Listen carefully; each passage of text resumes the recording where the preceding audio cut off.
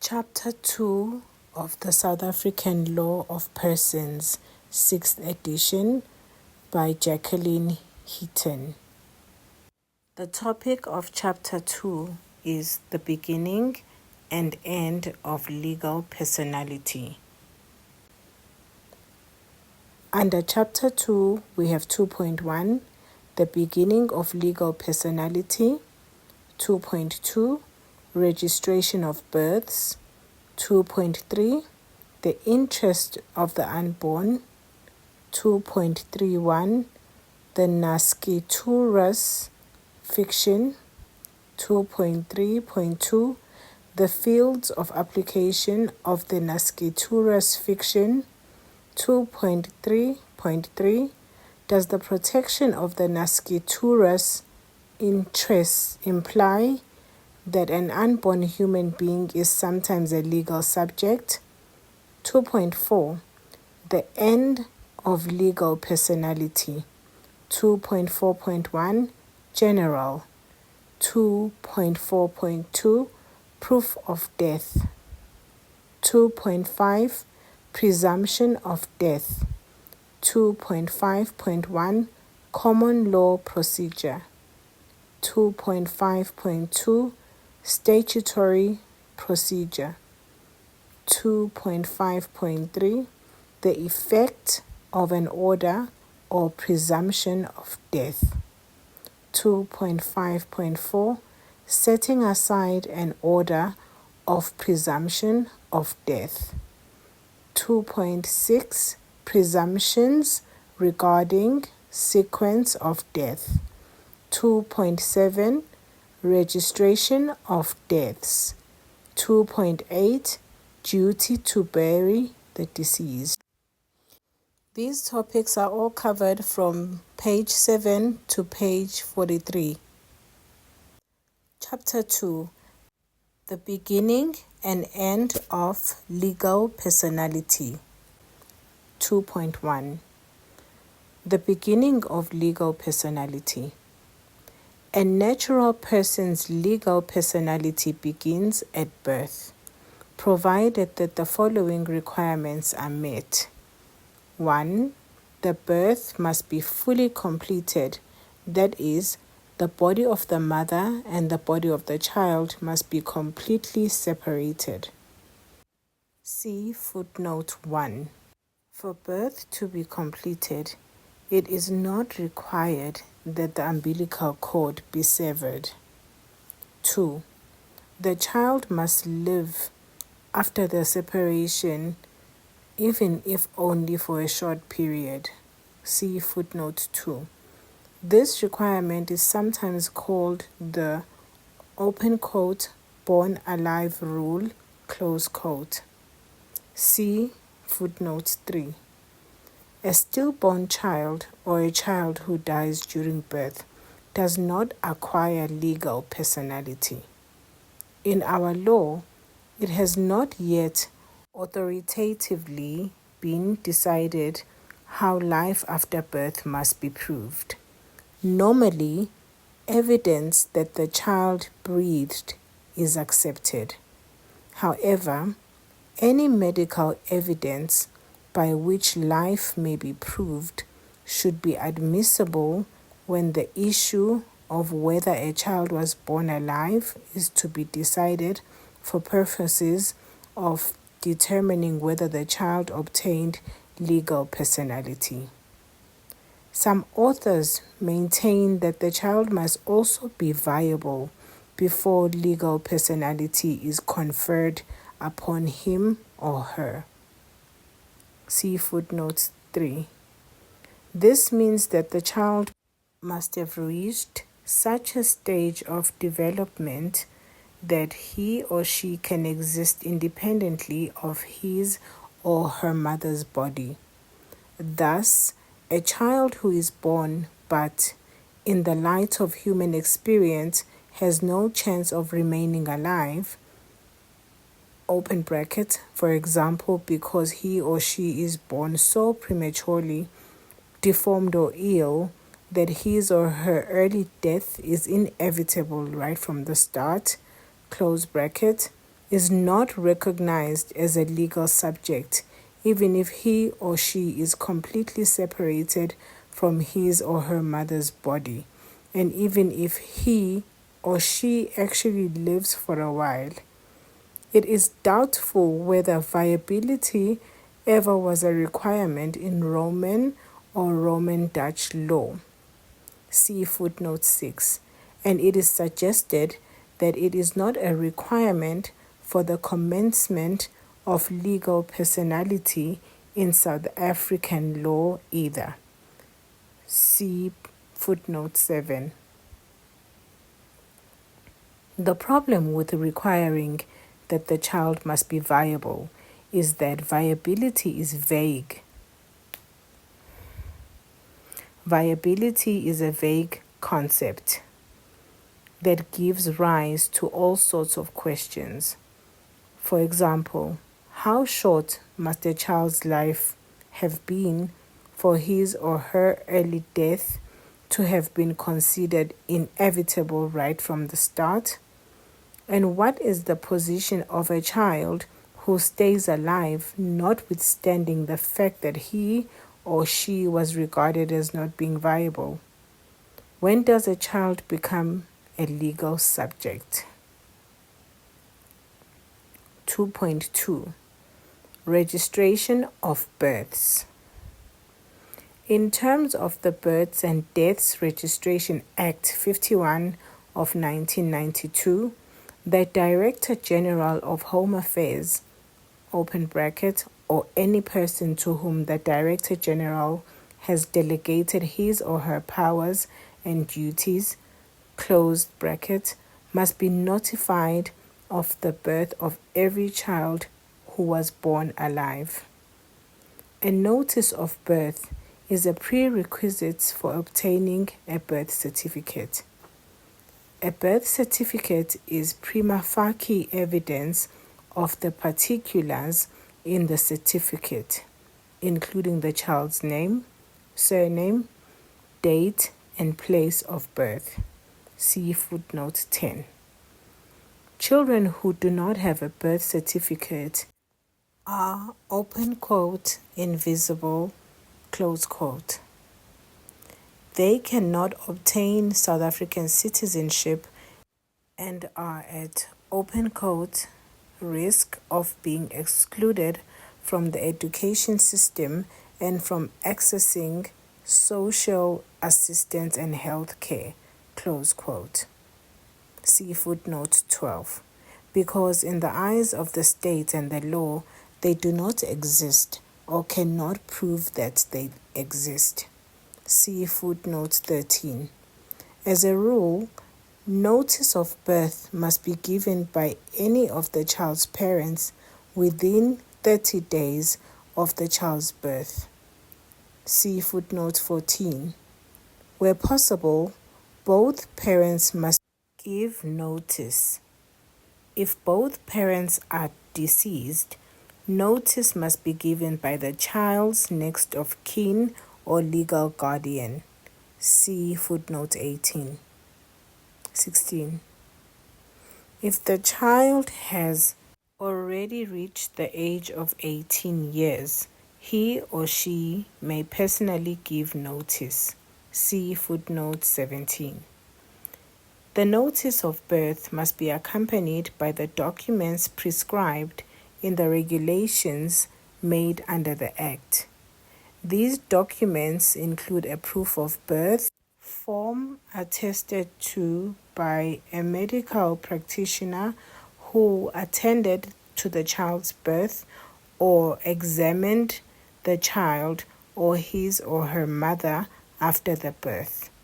An affidavit by a South African citizen who witnessed the birth if the birth did not take place at a health institution, a palm, foot, or fingerprint of the child, fingerprint of the parent or parents, and certified copies of the identity document, passport, visa, or permit of the parent or parents, next of kin, or legal guardian.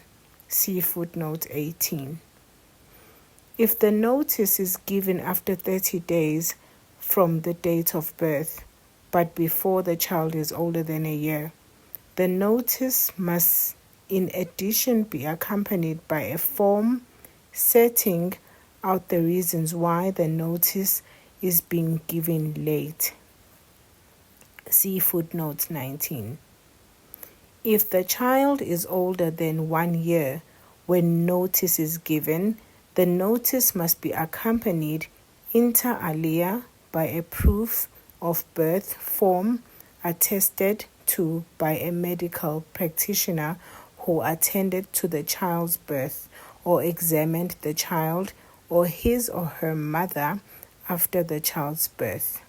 An affidavit by a South African citizen who witnessed the birth, if the birth did not occur at a health institution, a palm, foot, or fingerprint of the child if the child is younger than 7 years of age, fingerprints of the parents and of the child if the child is 7 years or older, photographs, passports, visa, or permit of the child's parents, next of kin or legal guardians, see footnote 20, and of the child if he or she is seeking to register his or her own birth, and a form providing details of the child's life events, including his or her place of birth, religious ceremonies performed in respect of the child, preschool institutions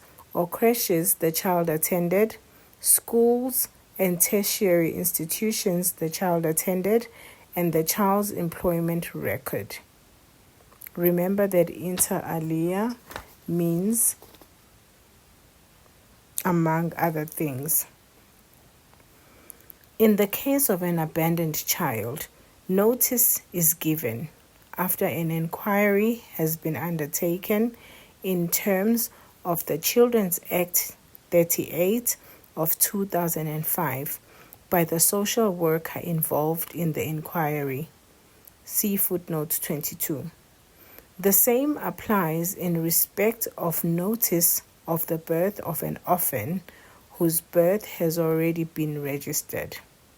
No birth may be registered unless a forename, open bracket, that is a first name or individual name, close bracket, and a surname, open bracket, or family name, close bracket, have been assigned to the child. See footnote 24. Prior to the Constitutional Court's decision in Center for Child Law versus Director General of the Department of Home Affairs, the Births and Deaths Registration Act distinguished between children born of married parents and children born of unmarried parents in respect of the surname under which their birth could be registered. In terms of Section 9 of the Act, notice of birth of a child born of married parents was given under the surname of either parent or both parents' surnames joined together as a double-barrel surname. Section 10 applied to the surname of a child born of unmarried parents. It provided that if a child was born of unmarried parents, the birth had to be registered under the surname of the child's mother, unless the parents jointly requested that the father's surname be used. See footnote 26. If the birth was to be registered under the father's surname, the father had to acknowledge paternity in writing in the presence of the person to whom the notice of birth was given and enter his particulars on the notice of birth. See footnote 27. Even if the father acknowledged paternity in the prescribed manner, with the mother's consent, the child's birth could be registered under the mother's surname. See footnote 28. Section 10 did not provide for registration of the child's birth under a double-barrel surname at all.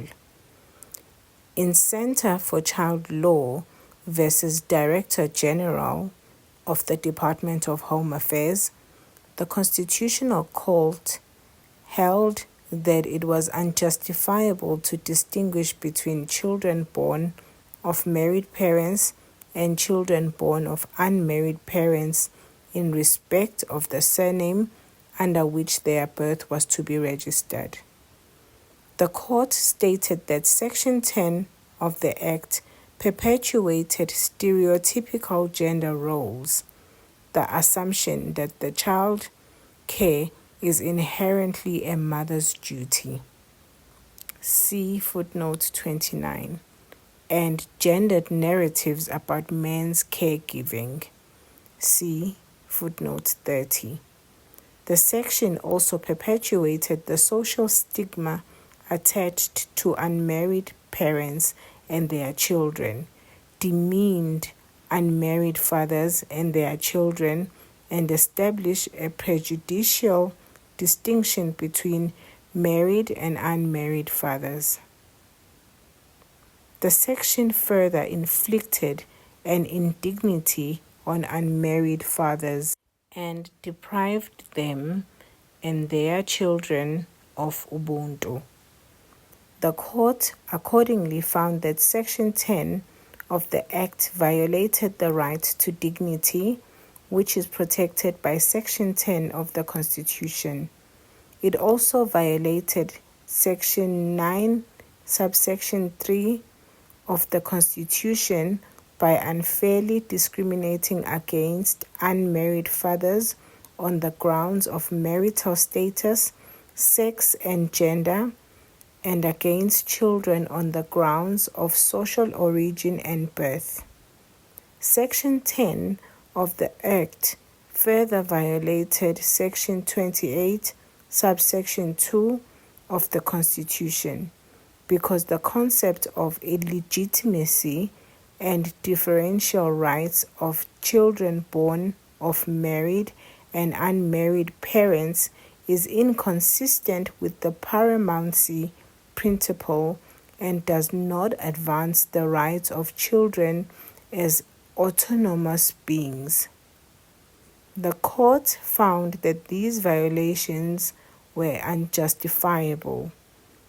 Consequently, it declared Section 10 of the Act unconstitutional and invalid to the extent that it limited the right of an unmarried father to give notice of the births of his children under his surname. It ordered that Section 10 be severed from the Births and Deaths Registration Act.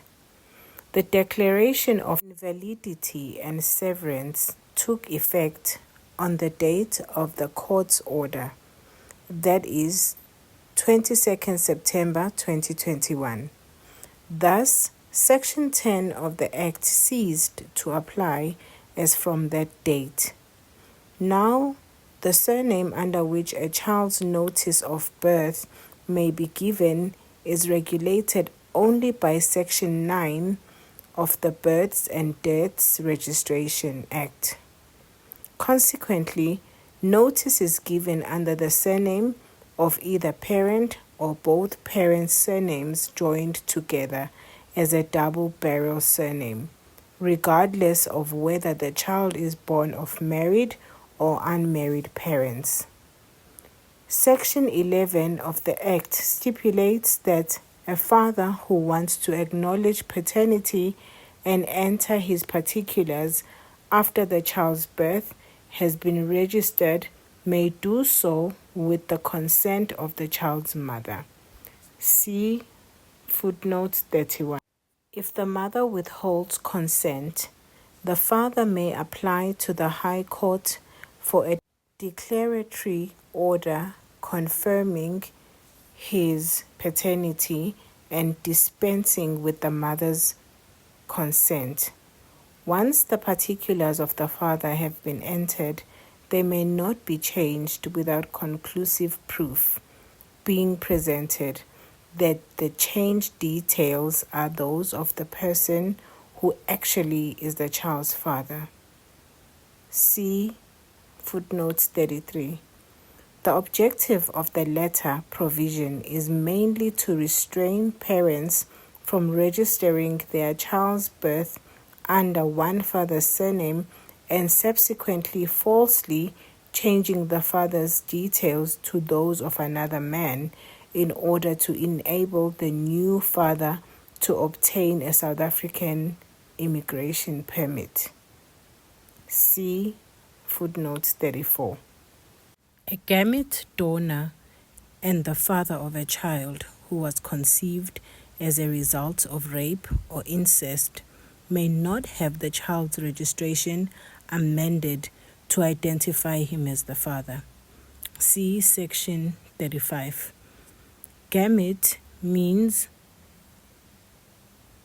an organism's reproductive cells, or they are also referred to as sex cells. If the unmarried parents of a child marry each other or enter into a civil union with each other after the child's birth has been registered, the birth registration may, on application to the Director General, be altered to reflect the child as a child born of married persons. The application may be made by either of the parents or by the child personality if he or she is already a major. Read footnote 36.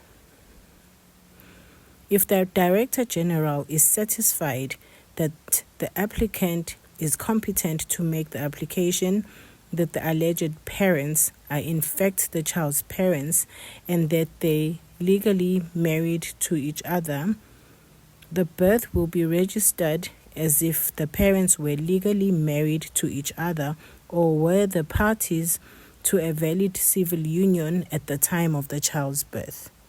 See footnote 37. The surname of a child who was born of parents who were married to each other or were each other's civil union partners may be changed to the surname of the child's mother if the marriage or civil union is dissolved by the death of the child's father. Footnote 38.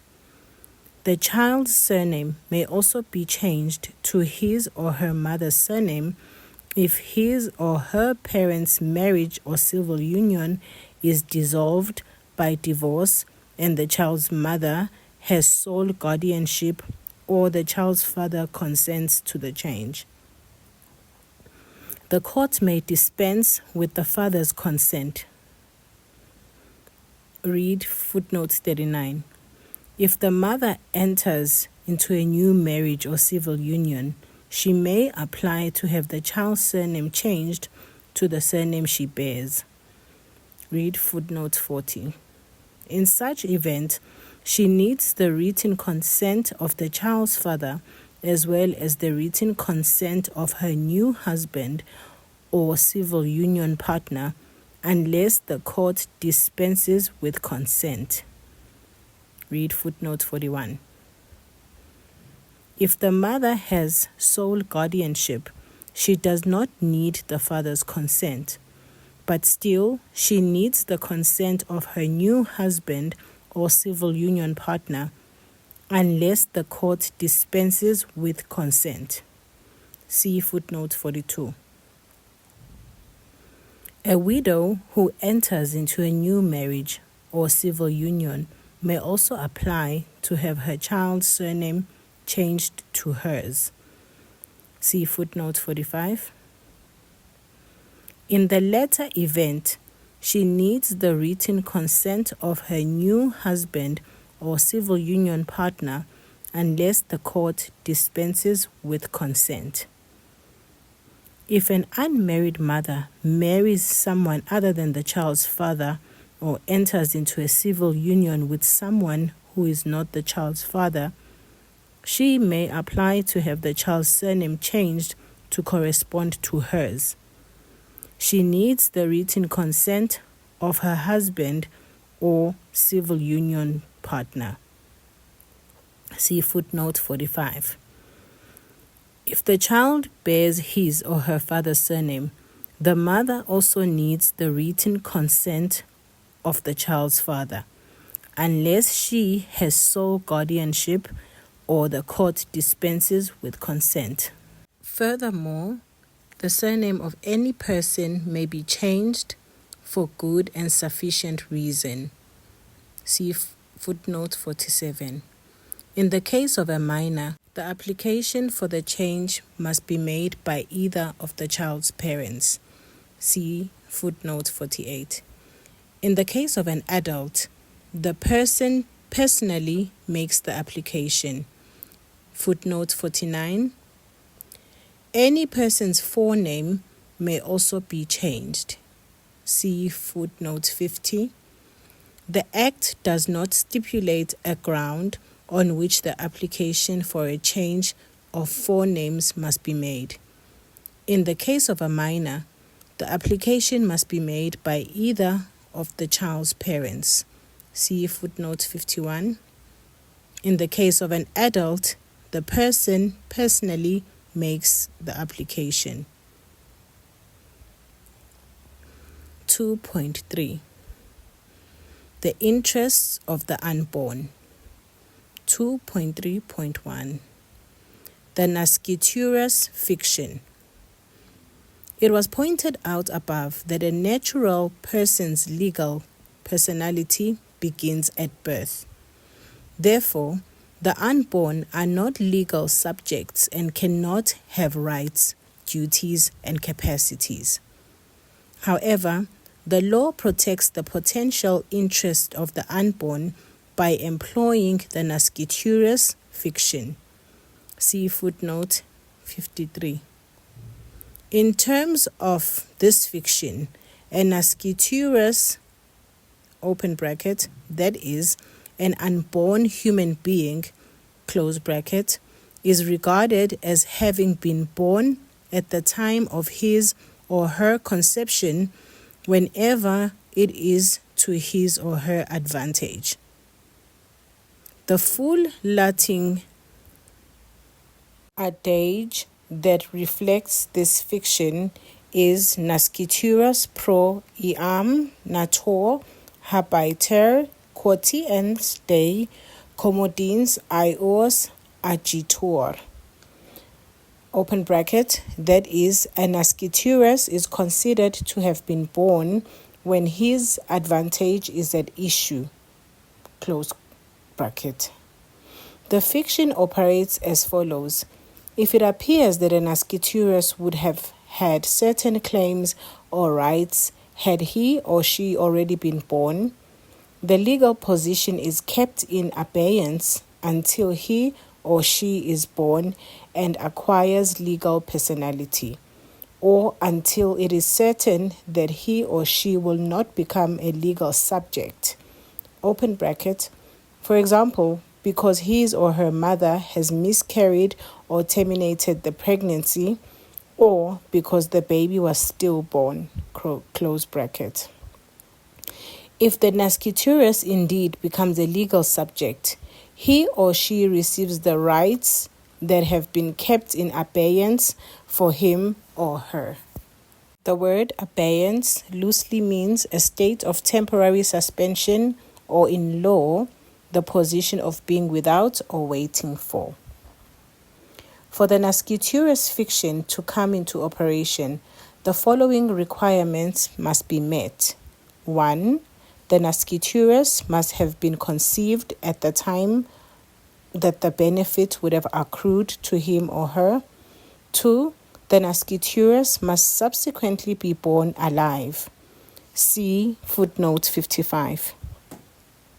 If he or she is not born alive, the nasciturus is considered as never even having been conceived. It must be emphasized that application of the fiction must be to the advantage of the nasciturus. See footnote 56.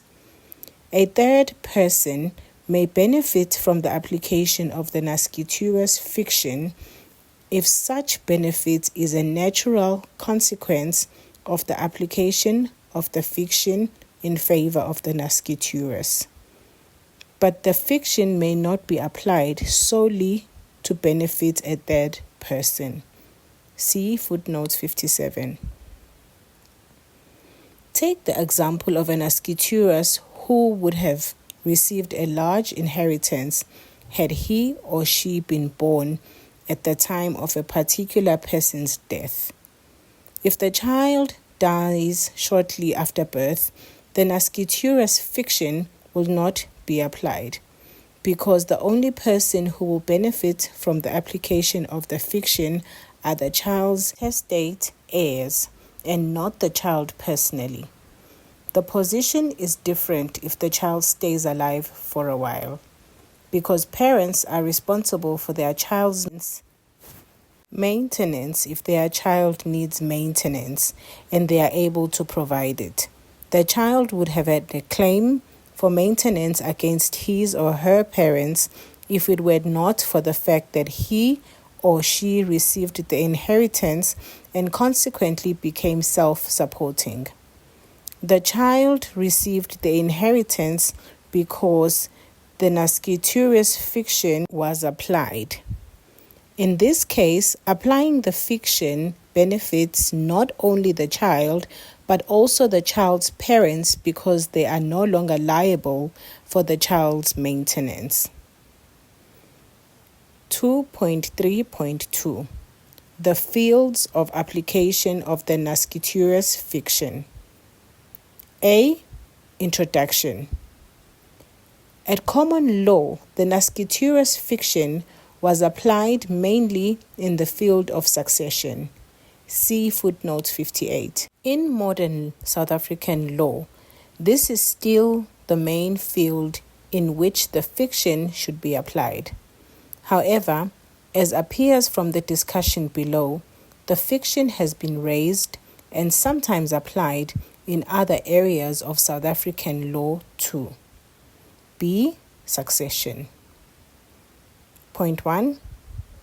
Interstate succession. Interstate means not having left a will before someone dies. So we are talking about the succession of that type of will. If a person dies without leaving a valid will, his or her estate devolves in terms of the law of interstate succession. Under the rules of interstate succession, a person can only inherit if he or she is alive at the time that the estate, open quote, falls open, close quote, open bracket. That is, when dilatio takes place, close bracket. Dilatio means the act of reporting or denouncing someone. Generally, dilatio takes place at the moment that deceased dies. It is clear that if this principle were to be strictly applied, a nasciturus could not qualify for an interstate inheritance. The nasciturus fiction is employed to protect the potential interest of such a nasciturus. With the aid of the fiction, distribution of the deceased estate is postponed until it is certain whether or not a live person has been born. If the child is born alive, he or she inherits as if he or she were already born at the time of the deceased death. In the absence of live birth, the nasciturus does not inherit. Point 2. Testate succession. Testate means having left a will that is valid. If a testator leaves property in a valid will, effect must be given to the provisions of the will. If the testator's intention regarding whether or not the unborn should inherit is clear, the testator's intention is simply carried out.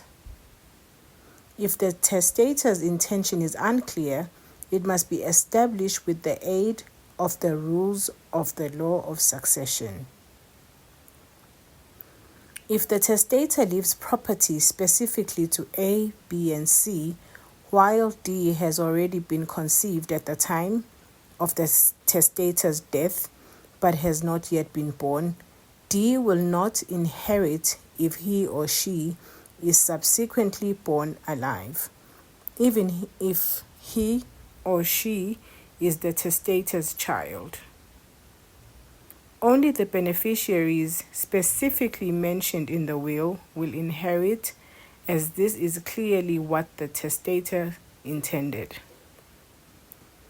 If the testator leaves his or her property to his or her children or grandchildren who are, open quote, born or still to be born, close quote, any such children or grandchildren born after the testator's death will inherit regardless of whether or not they had been conceived at the time of the testator's death.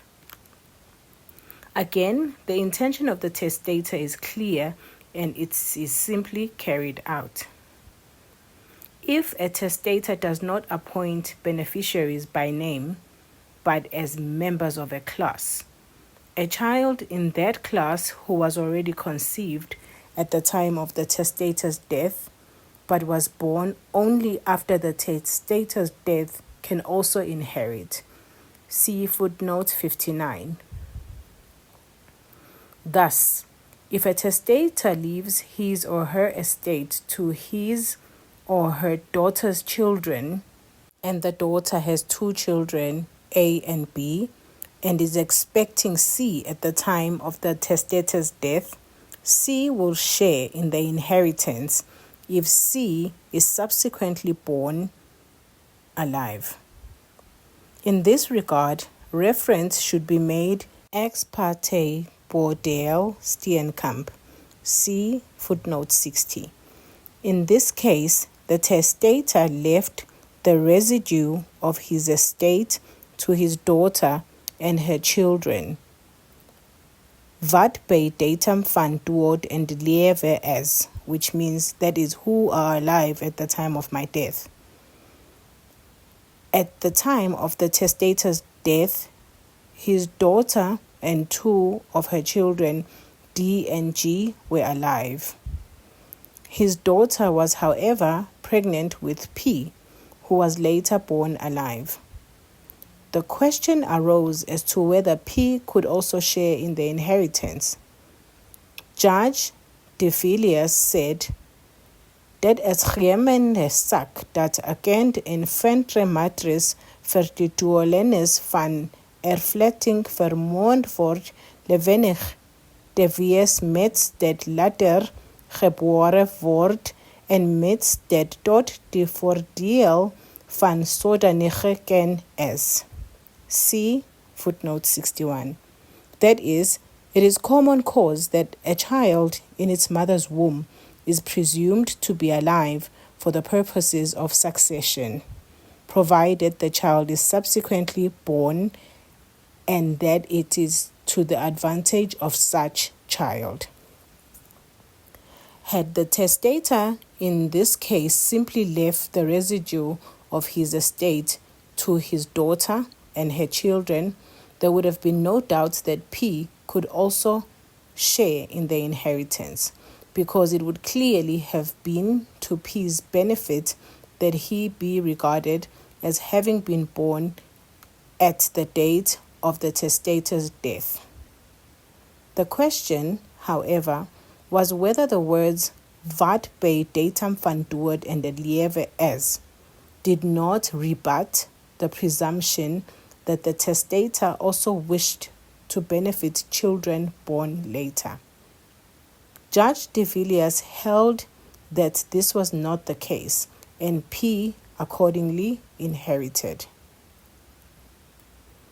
A testator may nominate unborn or even unconceived heirs or beneficiaries in a will or trust deed. In fact, a testator may leave property to persons who will only be born generations later.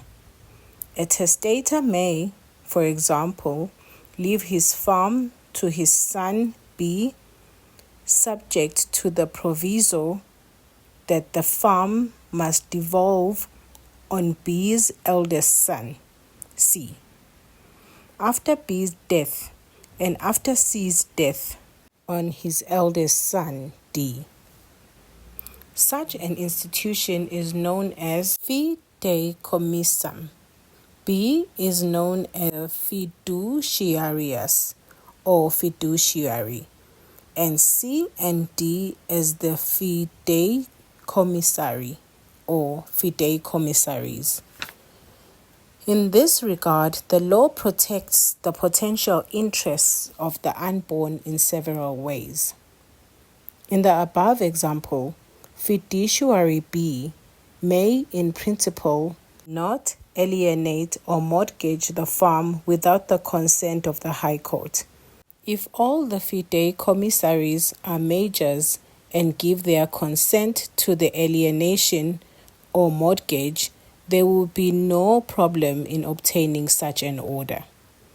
In the case of a minor, fideicommissary who has already been born alive, the High Court must give or withhold consent in its capacity as upper guardian of all minors. See footnote 63. The question of whether the High Court may also consent in the case of an unborn fideicommissary was controversial. See footnote 64. Until the appellate division, open bracket, now the Supreme Court of Appeal, close bracket, ruled in ex parte swanepoel. See footnote 65. The High Court cannot give such consent because it is not the upper guardian of children who do not yet exist. This decision is in line with the common law, but the legislature did not approve of its outcome and enacted Section 33, subsection 1 of the General Law Amendment Act 62 of 1955. The section reads as follows: whenever under a will or other instrument, any unborn person will be entitled to any interest in immovable property which is subject to any restriction imposed by such will or other instrument, any provincial or local division of the Supreme Court, now which is the High Court, may grant its consent on behalf of any such unborn person, open bracket, whether already conceived or not, close bracket, to the alienation or mortgage of such property as if such unborn person were a minor in esse, that is, in existence. This section expressly empowers the court to consent to the alienation or mortgage of land in which the unborn may obtain an interest, and puts conceived and unconceived beneficiaries on an equal footing in this regard. See footnote 66. The court will only give its consent if the alienation or mortgage will be to the advantage of all the beneficiaries, including those still to be born. See footnote 67. In terms of immovable property, removal or modification of restrictions, Act of 1965, the legislature further empowered the court to remove or modify restrictions on immovable property, which have been imposed by a will or another instrument, if this is to the advantage of an unborn or even unconceived beneficiary. See footnote 69. Clearly, the protection afforded by these legislative provisions is not based on the nasciturus fiction, as the fiction applies only to those who have already been conceived. The Administration of Estates Act 66 of 1965 also protects the interest of the nasciturus. It provides that if an unborn heir will, after birth, become entitled to money or movable property which is subject to somebody else's usufructuary or fiduciary rights, that person must give security to the satisfaction of the master of the High Court for the payment of the money or delivery of the property to the child after his or her birth. The money or property will not be paid or delivered to the person in whose favor the usufructuary or fiduciary rights operate unless such security has been given. See footnote 70. A person can only be exempted from these statutory provisions if the testator's will expressly permits this. The Act further provides that the master of the High Court may consent to the subdivision of land on behalf of an unborn heir if this is expedient and equitable. In legal proceedings involving property in which the unborn might have an interest, a curator ad litem looks after the unborn's interest. A curator ad litem is a person appointed by a court to represent someone who is unable to represent themselves in a legal proceeding. C. Maintenance after birth. If a pregnant wife divorces the father of her unborn child, the court may provide for the child's maintenance in the divorce order in order to avoid the need for legal proceedings about maintenance after the child's birth. See footnote 73. The position is the same if a pregnant civil union partner divorces the unborn child's parent. See footnote 74.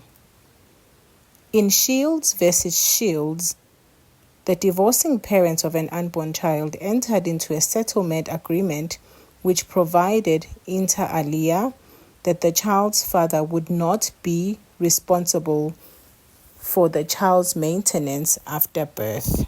If you remember, inter alia means among other things. The parents wanted this agreement incorporated into their divorce order. The court refused to do so. It held that a mother cannot waive her unborn child's right to claim maintenance, and that the agreement was contra bonos mores, that is, in contrary to good morals or contrary to the legal convictions of the community. A father would likewise not be permitted to waive his unborn child's right to claim maintenance from his or her mother after birth. It is submitted that the regulation of maintenance for an unborn child of a divorcing couple is not a true application of the nasciturus fiction. It merely reflects a common-sense approach to post-divorce child maintenance that is based on expediency.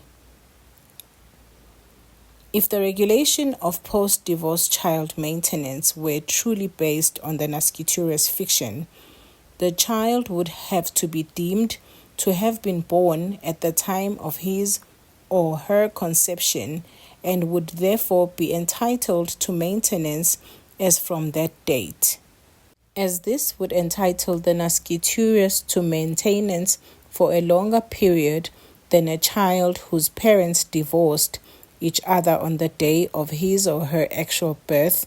The equality clause in the Bill of Rights would be unjustifiably breached. Moreover, it would be absurd to award maintenance to a child as from the date of conception or as from any other time before his or her actual birth.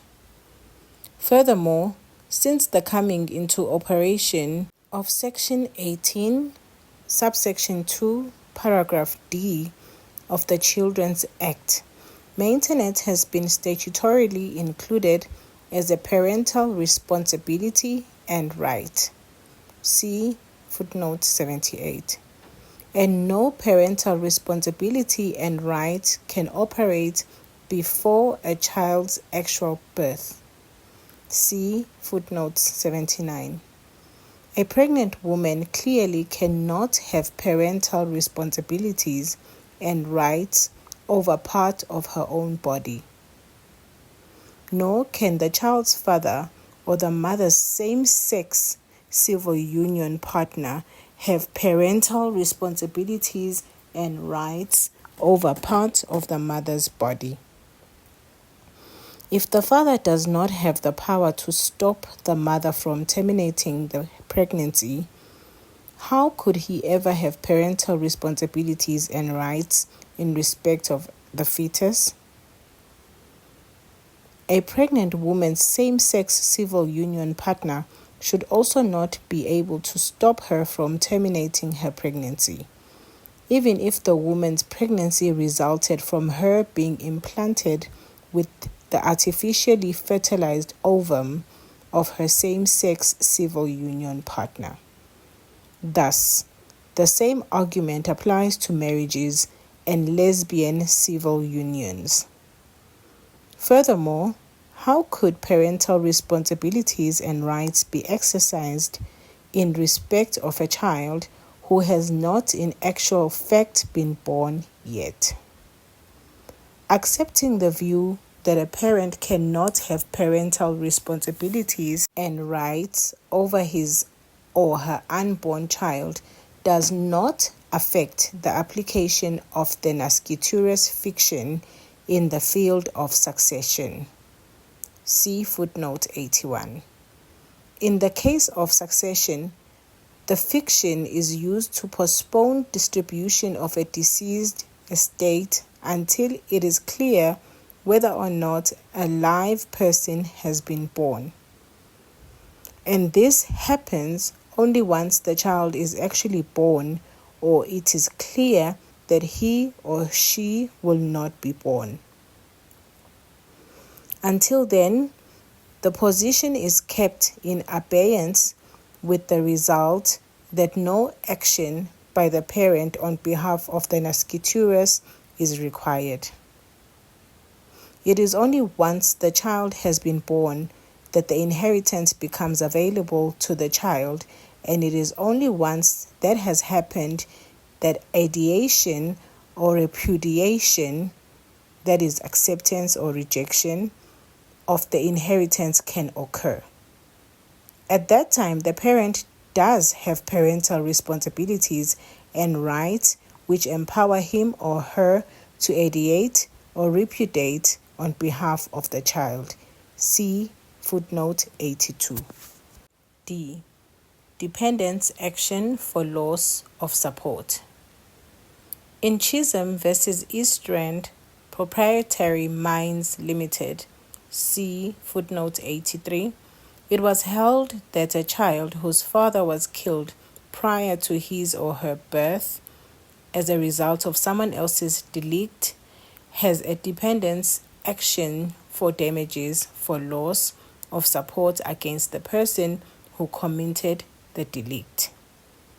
As far as maintenance is concerned, a child is put in a position in which he or she would have been had his or her father not been killed. A child may obviously also claim damages for loss of support from someone who killed his or her mother in an unlawful and culpable way while she was pregnant, provided, of course, that the child is born alive despite his or her mother's death. Chisholm was the first South African case in which nasciturus fiction was applied in the field of the law delict. Several authors have submitted that the fiction should never have been extended to this field of the law. See footnote 84. Their criticism, which has found favor in the Supreme Court of Appeal, is set out under the next heading below. E. Prenatal injury.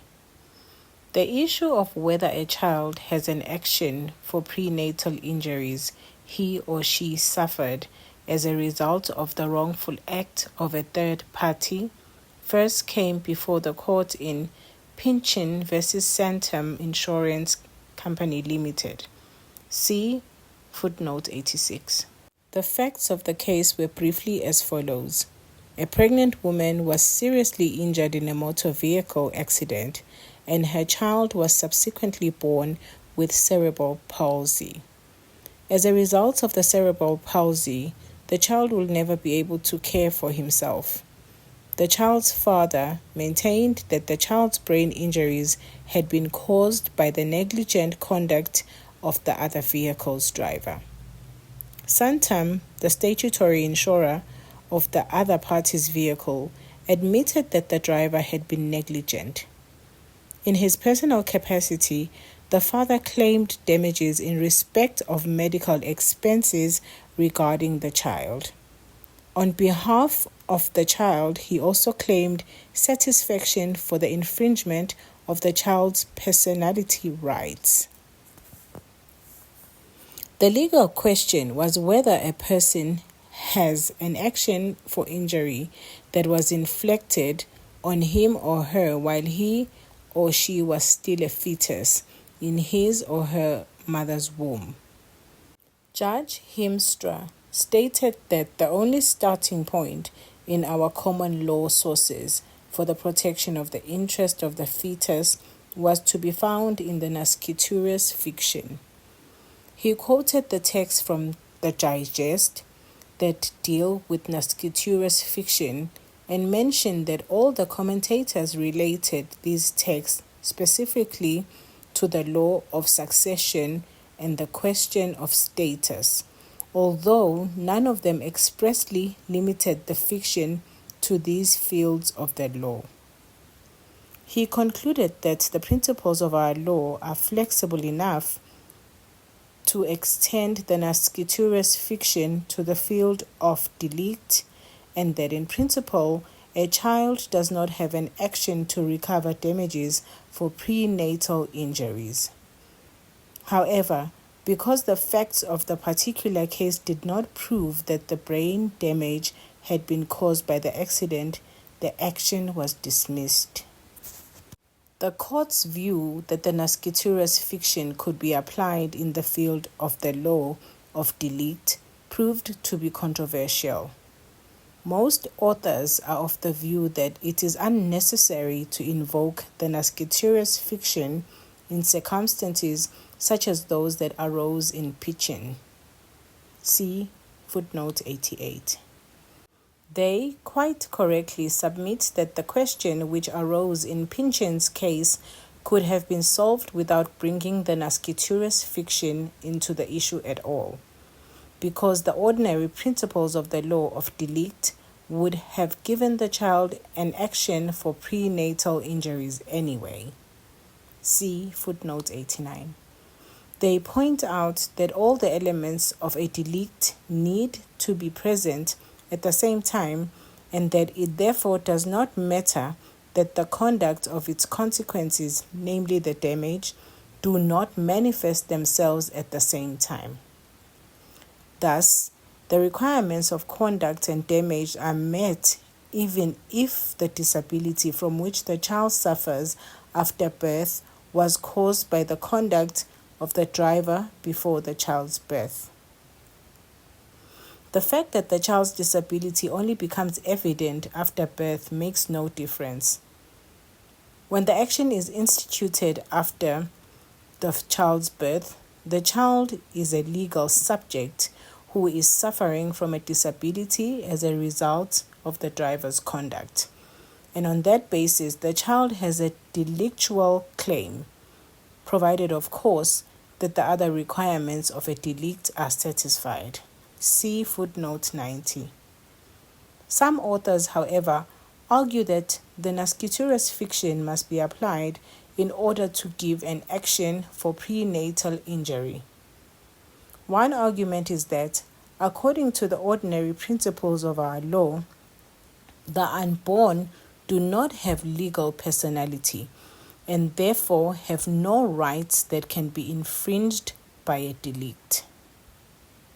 In other words, if the ordinary principles of our law were to be applied, the unborn would not have rights which could be infringed by the commission of a delict if the unlawful conduct occurred prior to birth. In order to afford the child an action after birth, his or her legal personality must accordingly be predated to before his or her actual birth, so that he or she has legal personality at the time of the conduct causing the injury. Another argument is that in the case of prenatal injury, the conduct and the damage actually do occur at the same time, namely when the injury is inflicted. Because the injury does not cause harm only once the child is born, the harm and resultant damage already start when the conduct occurs prior to birth. After birth, the child simply continues to suffer damage. In other words, when the child started to suffer damage, he or she was not a legal subject, and therefore the nasciturus fiction has to be applied to give him or her an action for prenatal injury.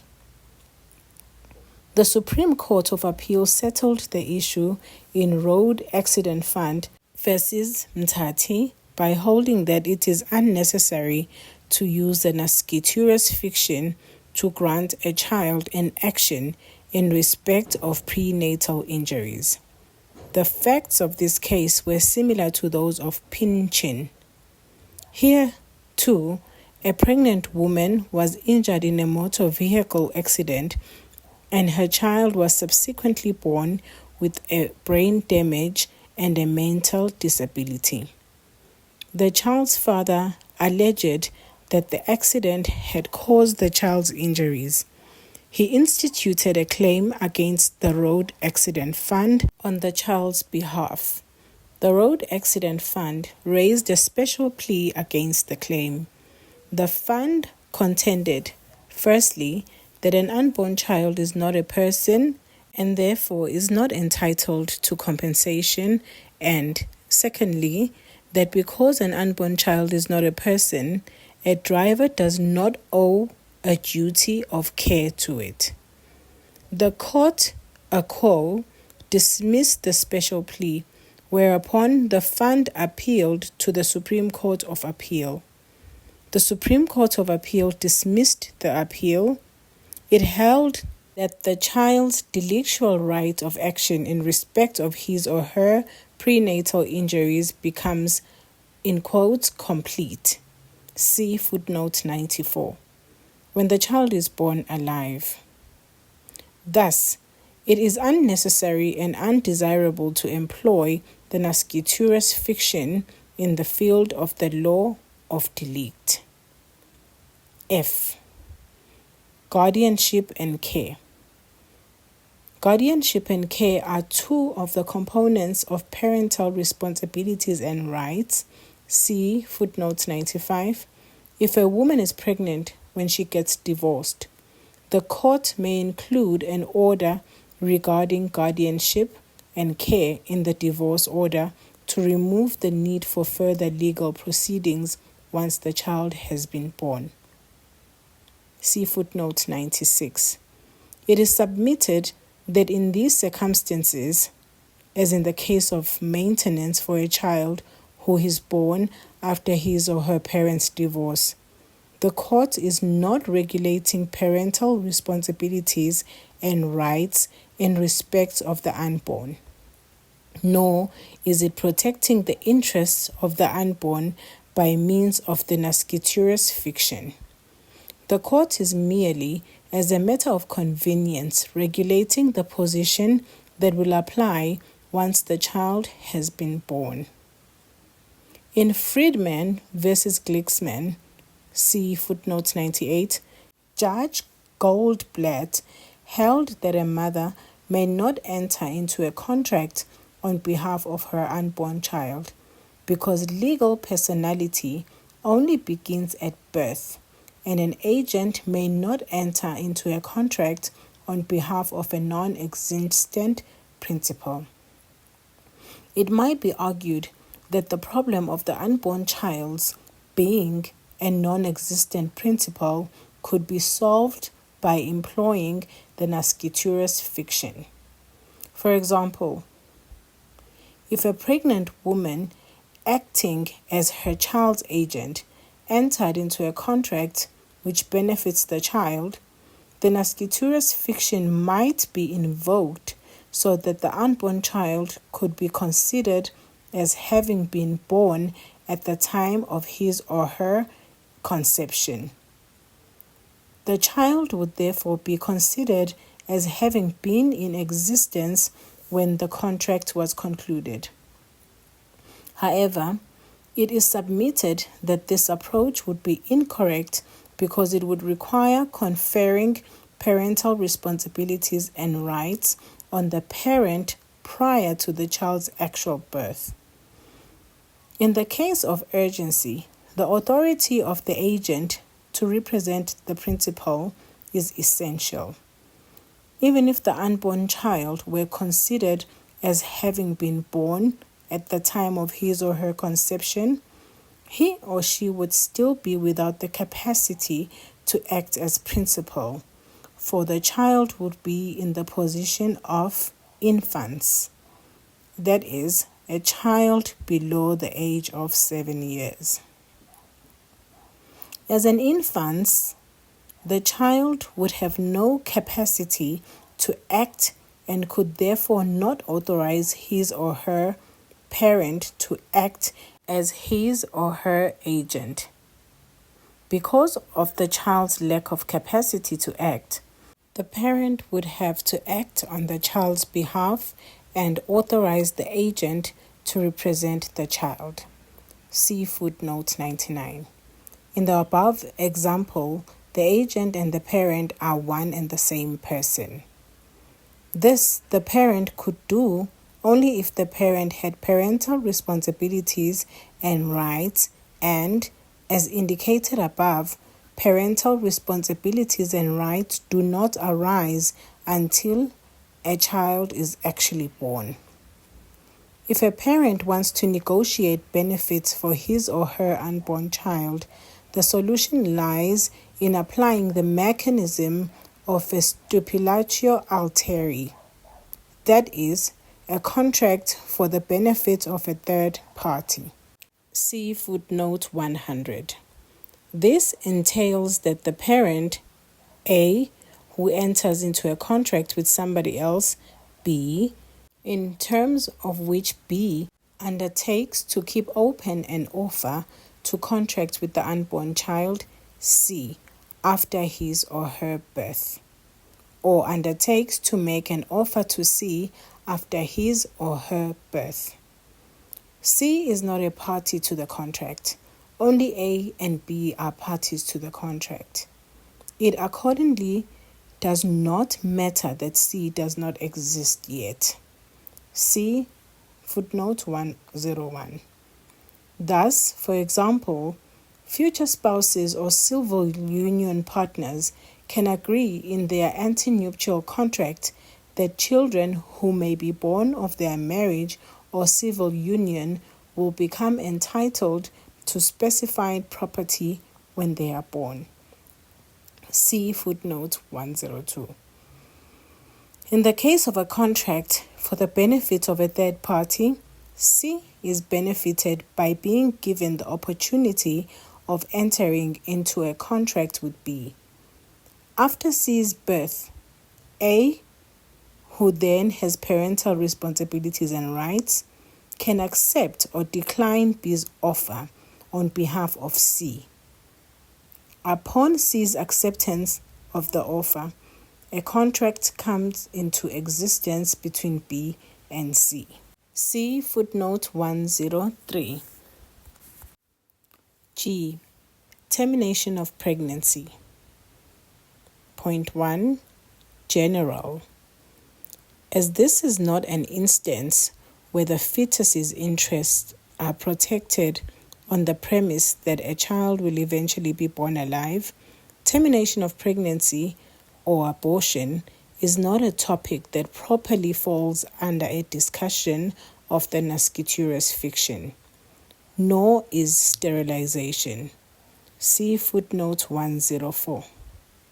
However, these topics have traditionally been included in expositions relating to the nasciturus fiction, and that approach is adopted in this book too. The Choice on Termination of Pregnancy Act 92 of 1996 permits termination of pregnancy on demand during the first 12 weeks of the gestation period and on several grounds, including socio-economic considerations after that. Regrettably, the Act does not provide for compulsory counseling before or after the termination of pregnancy. See footnote 106. Point 2. Circumstances in which a pregnancy may be terminated. A pregnancy may be terminated at the request of the pregnant woman during the first 12 weeks of the gestation period. See footnote 107. From the 13th up to and including the 20th week of the gestation period, a pregnancy may be terminated if a medical practitioner, after consultation with the pregnant woman, is of the opinion that any of the following circumstances are present. 1. The continued pregnancy will pose a risk of injury to the woman's physical or mental health. 2. There is a substantial risk that the fetus will suffer from a severe physical or mental abnormality. 3. The pregnancy resulted from a rape or incest. 4. The continued pregnancy will significantly affect the woman's social or economical circumstances. After the 20th week of the gestation period, a pregnancy may be terminated only if a medical practitioner, after consultation with another medical practitioner or a registered midwife who has undergone the prescribed training course, is of the opinion that the continued pregnancy will do any of the following. 1. Endanger the woman's life. 2. Result in a severe malformation of the fetus. 3. Pose a risk of injury to the fetus. Only a medical practitioner may perform a termination after the 12th week of the gestation period. Until that time, the termination may be performed by a medical practitioner, a registered midwife who has undergone the prescribed training course, or a registered nurse who has undergone the prescribed training course. See footnote 111. Point 3. Consent. A termination of pregnancy may only take place with the informed consent of the pregnant woman. See footnote 112. It must be stressed that unless she is incapable of giving consent, no consent other than that of the pregnant woman is required. See footnote 113. In the case of a pregnant minor, the medical practitioner, midwife, or nurse must, however, advise the minor to consult with her parents, guardian, family members, or friends before the pregnancy is terminated, but the termination may not be denied if she prefers not to do so. See footnote 115. In the case of surrogate motherhood, the surrogate mother must inform the commissioning parent of her decision. She must also consult with the commissioning parents prior to the termination, but the decision on whether to proceed with the termination is hers alone. See footnote 116. In Christian Lawyers Association of South Africa versus the Minister of Health for Reproductive Health Alliance as amicus curiae, see footnote 117, the provisions of the Act that allow a minor independently to consent to the termination of a pregnancy and merely require that she be advised to consult with her parents, guardians, family members, or friends were constitutionally challenged. The plaintiff sought a declaratory order striking down the relevant provisions. The plaintiff, inter alia, alleged that a woman who is below 18 years of age is incapable of giving informed consent, and that she has to have the assistance of her parent or guardian when she decides whether or not to terminate her pregnancy. The plaintiff also alleged that allowing a pregnant minor independently to decide whether or not to have a termination violates her right to family or parental care and her right to be protected from maltreatment, neglect, abuse, or degradation, does not render her best interest of paramount importance, and does not comply with the guarantee of equality before the law and equal protection and benefit of the law. See footnote 118. The defendant raised an exception against the plaintiff's particulars of claim on the ground that they did not disclose a cause of action. The court pointed out that in the case of an exception to particulars of claim, the law requires that the allegations in the particulars of claim must be accepted as the truth. See footnote 119. Therefore, the plaintiff's allegation that a woman who is below the age of 18 years is incapable of giving informed consent must be accepted as true for purposes of deciding the exception. The court held that the cornerstone of the regulation of termination of a pregnancy under the Act is that the pregnant woman's informed consent is needed before a termination may be performed.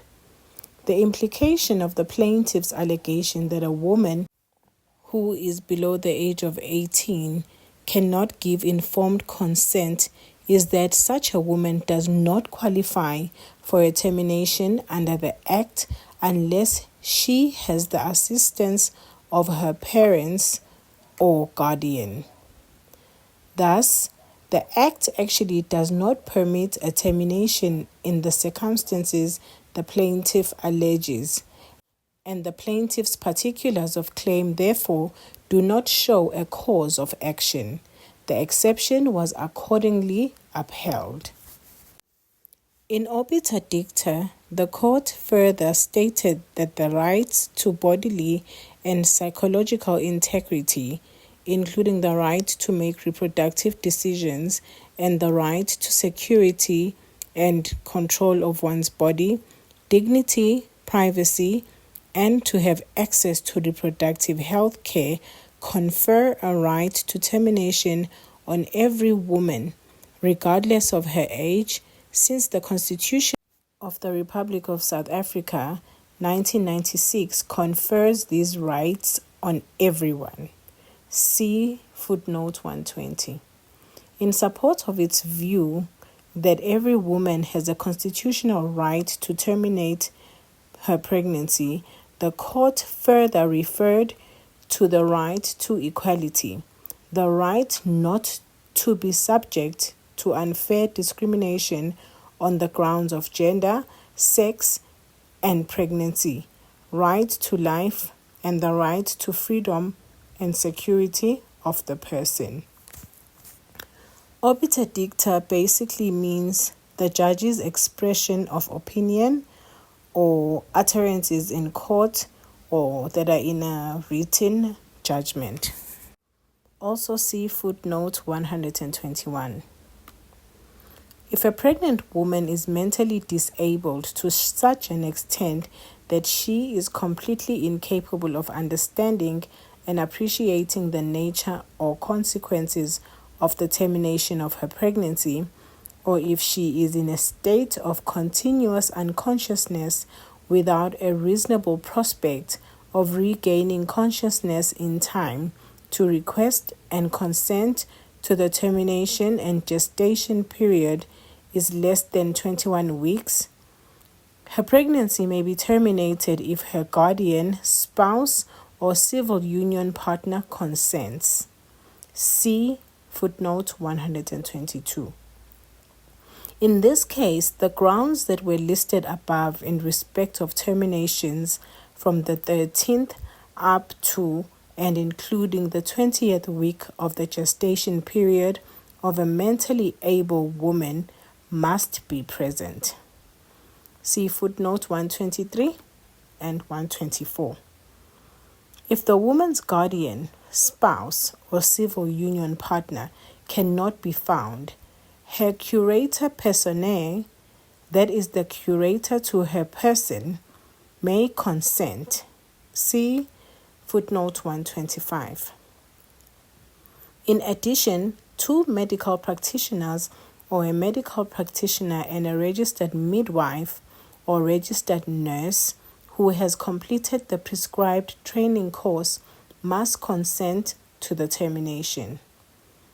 In certain circumstances, a mentally disabled or continuously unconscious woman's pregnancy may be terminated even without the consent of her guardian, spouse, civil union partner, or curator personae. In this regard, a distinction must be drawn between termination prior to the 21st week of the gestation period and termination from the 21st week. Prior to the 21st week, the pregnancy may be terminated without the consent of the woman's guardian, spouse, civil union partner, or curator personae if two medical practitioners or a medical practitioner and a registered midwife or registered nurse who has completed the prescribed training course are of the opinion that either of the following is present. 1. The continued pregnancy will pose a risk of injury to the woman's physical or mental health. 2. There is a substantial risk that the fetus will suffer from a severe physical or mental abnormality. From the 21st week of the gestation period, the woman's pregnancy may be terminated without the consent of her guardian, spouse, civil union partner, or curator personae if two medical practitioners or a medical practitioner and a registered midwife or registered nurse who has completed the prescribed training course are of the opinion that the continued pregnancy will do any of the following. 1. Endanger the woman's life. 2. Result in a severe malformation of the fetus. 3. Pose a risk of injury to the fetus. Point 6. The fetus's right to life and other constitutional issues surrounding termination of pregnancy. Before the introduction of a Bill of Rights into our law, see footnote 128, our courts consistently held that a fetus is not a legal subject and does not have a right to life that can be enforced on its behalf. Thus, in Christian League of Southern Africa versus Rawl, See footnote 129. An application for the appointment of a curator ad litem to represent the interests of a fetus in all matters concerning a termination of pregnancy was dismissed. Remember that we said a curator ad litem is a person appointed by a court to represent someone who is unable to represent themselves in a legal proceeding. Also see footnote 130. The court held that a child cannot have rights that can be enforced on his or her behalf before he or she is born alive, because it is only upon birth that the child becomes a legal subject. See footnote 131. Another example is Van Heerden versus Jobet. See footnote 132.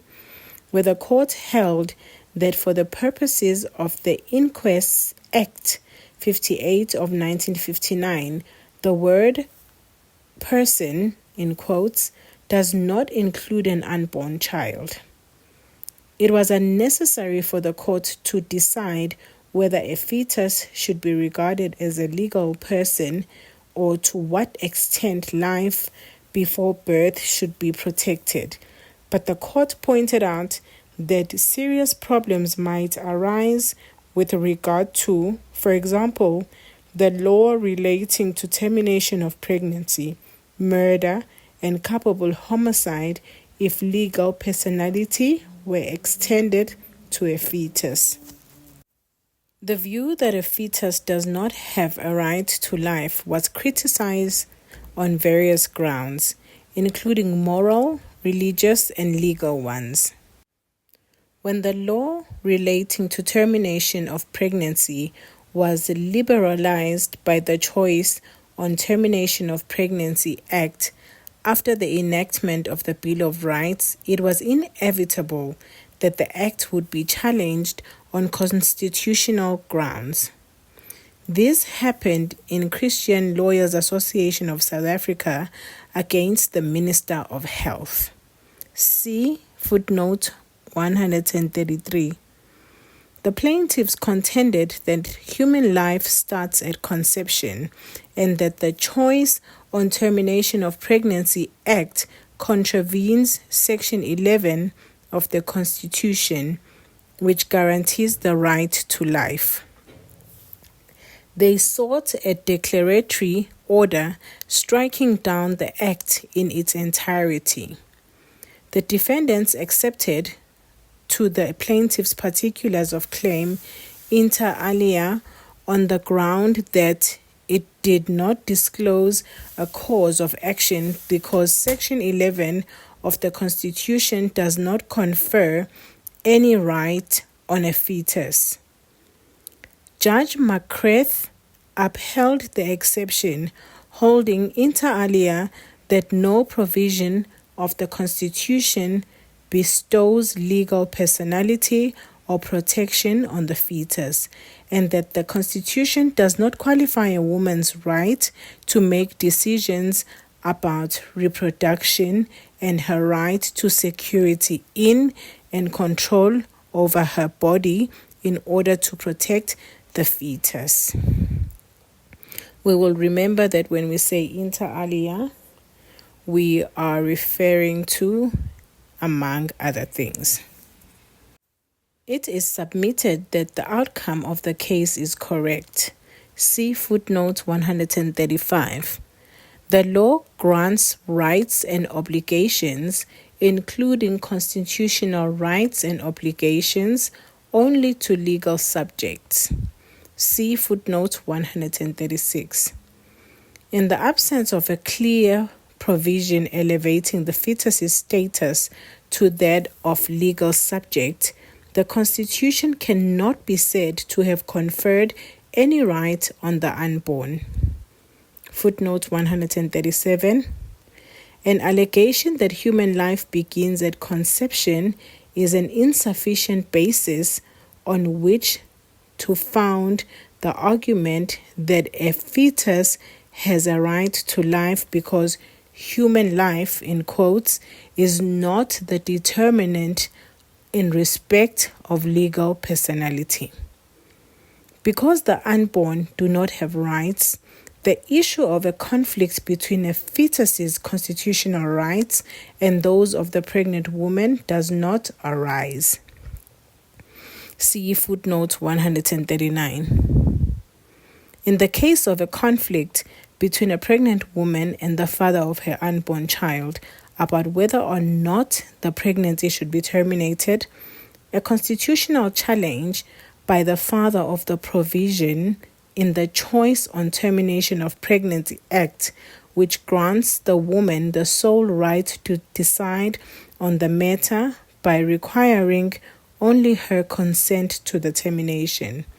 See footnote 140, would in all probability fail.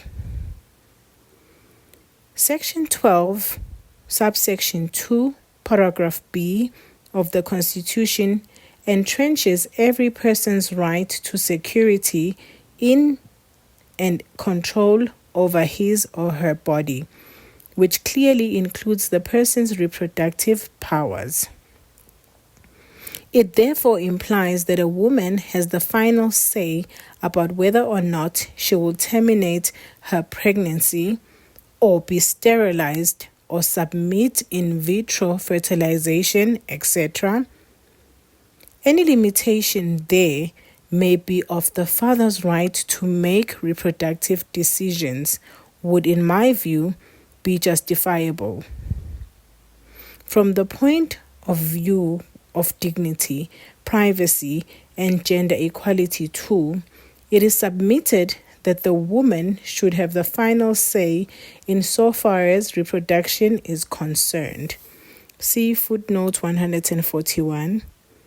Barring, perhaps, the invocation of the constitutional right to gender equality, the same arguments would apply in the case of same-sex relationships. See 142, the footnote.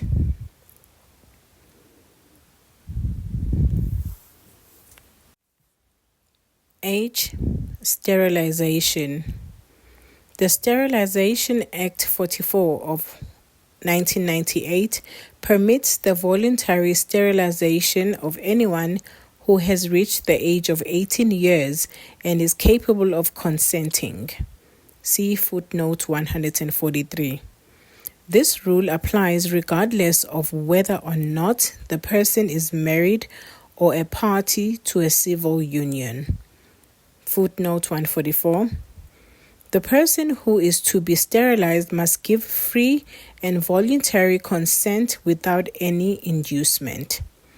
Before consenting, the person must receive a clear explanation and adequate description of the proposed plan of the sterilization procedure and the consequences, risk, and reversible or irreversible nature of the procedure, and be advised that consent may be withdrawn anytime before the sterilization takes place. Once this has been done, consent must be given on a prescribed form. See footnote 145. A minor may be sterilized only if failure to perform the sterilization would jeopardize his or her life or seriously impair his or her health. See footnote 146. The sterilization may only be performed with the consent of the minor's parent, guardian, or curator. See footnote 147. Furthermore, an independent medical practitioner must consult the minor and provide a written report that indicates that the sterilization is in the minor's best interests.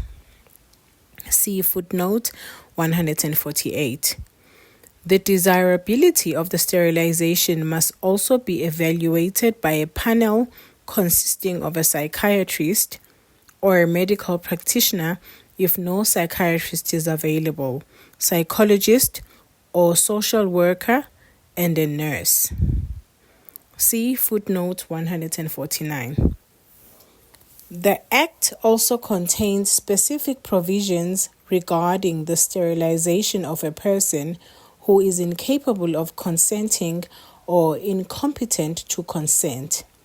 Such a person may be sterilized only if he or she is mentally disabled to such an extent that he or she is incapable of the following: 1. Making an independent decision about contraception or sterilization. 2. Developing mentally to a sufficient degree to make an informed decision about contraception or sterilization. 3. Fulfilling the parental responsibilities associated with giving birth. See footnote 151. If these requirements are met, the consent of the person's parent, spouse, civil union, partner, guardian, or curator must be obtained. See footnote 152, and a panel consisting of a psychiatrist or a medical practitioner, if no psychiatrist is available, psychologist or social worker, and a nurse must concur that the sterilization may be performed. See footnote 153. When considering whether the sterilization may be performed, the panel must take all relevant facts into account, including 1. The person's age. 2. The person's mental and physical health and well-being. 3. Whether there are other safe and effective alternatives to sterilization. 4. The potential effect of the sterilization on the person's mental and physical health and well-being. 5. The nature of the sterilization procedure that is to be performed. 6. The likelihood that the person will become capable of consenting. 7. Whether the sterilization is in the person's best interests. 8.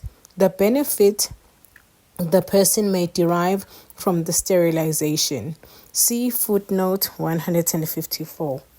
Whenever a sterilization is performed, the method holding the smallest risk to the patient's health must be used. See footnote 155.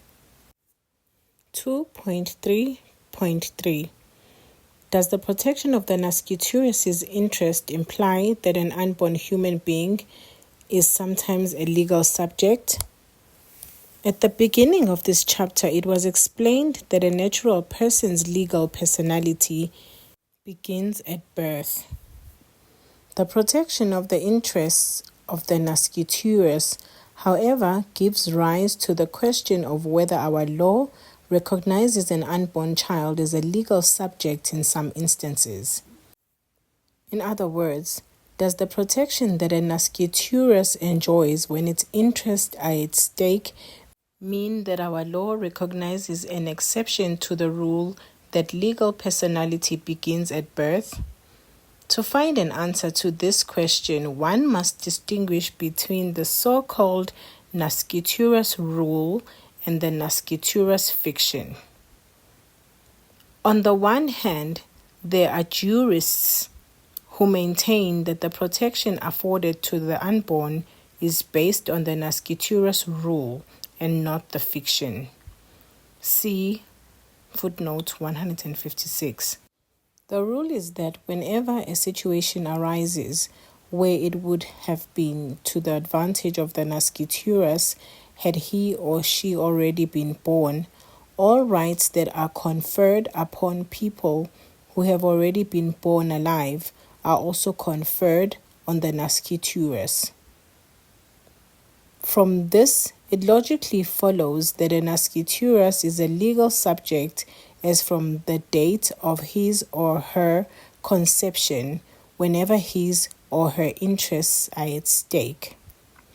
Accordingly, legal personality sometimes begins at birth and sometimes, namely when this benefits the nasciturus, it begins at conception. In other words, live birth is the usual point at which legal personality is obtained, but in exceptional cases, namely when this benefits the nasciturus, legal personality may be antedated to the time of the nasciturus's conception. Other jurists prefer to view the protection of the nasciturus in terms of a fiction. They either describe it as the nasciturus fiction, or they say that it is the nasciturus rule which operates by way of a fiction. See footnote 157. In terms of the nasciturus fiction, the nasciturus is regarded as having been born at the time of his or her conception if a situation arises where it would have been to his or her advantage had he or she already been born. In terms of this view, it is not the protection of the rights, in quotes, of the nasciturus that are at issue, but the protection of the rights of the child who will be born later. Hence, the qualification that the nasciturus is regarded as having been born only if a living child is indeed born. If the child is not born alive, the protection falls away completely, and it is as if there was never a nasciturus. Thus, the interests involved are those of the child yet to be born. And the only practical way in which these interests can be protected before birth is to keep them open for the child until he or she is born. The nasciturus fiction is but an awkward way in which this interim protection is expressed. Seen in this light, there is no need to regard the nasciturus as a legal subject in some cases, but not in others. Thus, a single rule applies in respect of the beginning of legal personality, namely that legal personality begins at birth. The nasciturus fiction simply deems birth to have taken place at the time of conception when this is to the advantage of the nasciturus.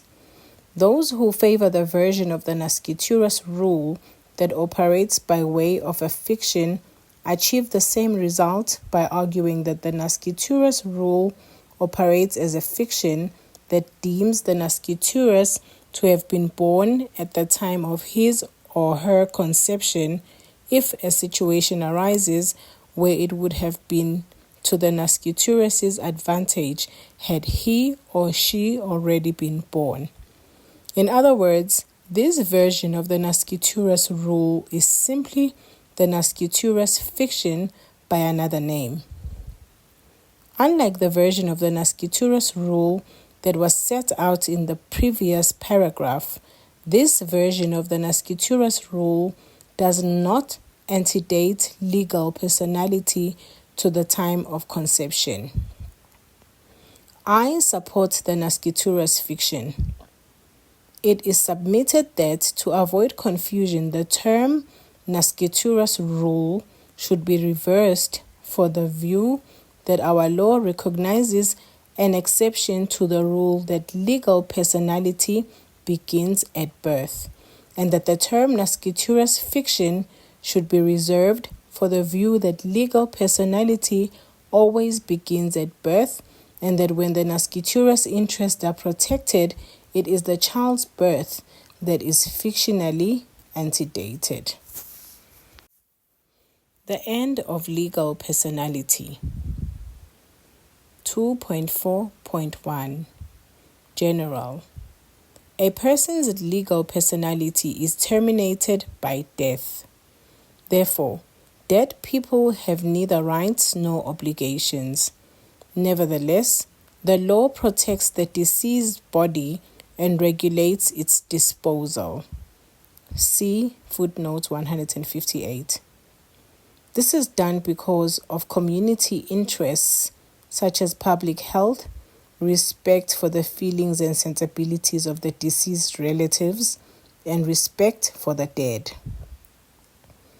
The deceased's former assets are also protected, but once again, not in the deceased's own interest, but in the interest of his or her creditors and heirs. Prior to the coming into operation of Section 1 of the National Health Act 61 of 2003, South Africa lacked a legal definition of death.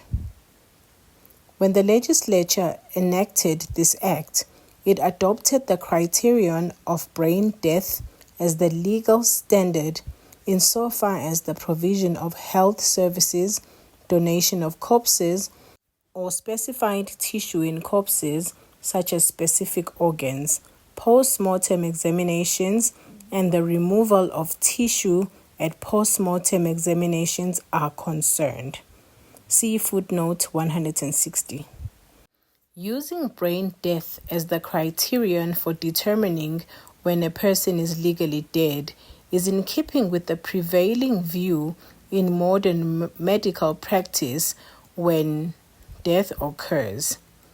It should, however, be borne in mind that the definition of death in the National Health Act applies only to the specific matters governed by the Act.